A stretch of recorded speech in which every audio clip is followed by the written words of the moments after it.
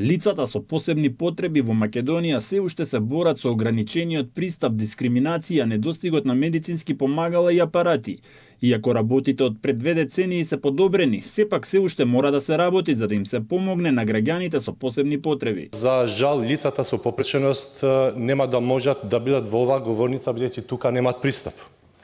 Ни јас нема да можам да бидам министер за здравство, ако сум лице со попреченост, бидејќи моето министерство нема пристап до канцеларија кај што јас имам канцеларија. На јавната дебата за унапредување на правото на здравје, министерот Алиу рече дека институциите се свесни за проблемите, особено кога станува збор за пристапноста во здравствените установи, но додаде дека токму ваквите дебати се чекор кон системски решенија. Директорот на Фондот за здравствено осигурување Клековски оцени дека критиките се оправдани, но посочи дека се направени значајни чекори напред.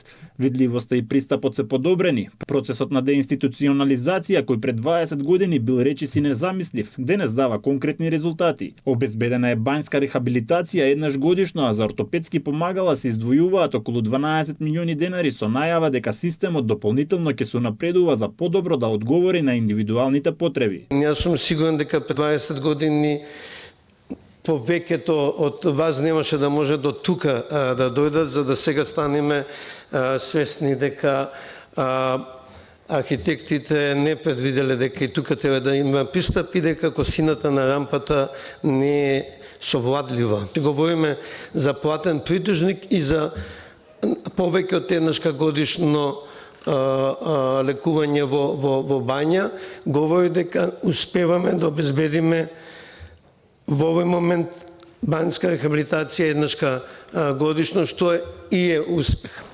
Представниците на здруженијата ги изнесоа своите искуства, укажувајќи на потребата од повеќе медицински помагала, асистивна технологија и подобри услови во здравствените установи. Поднесов барање за обична активна количка.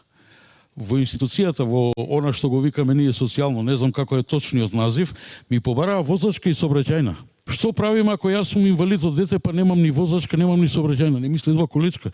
Електромоторните инвалидски колички, еден од условите е да лицето биде студент или биде работено за да добие електромоторна количка.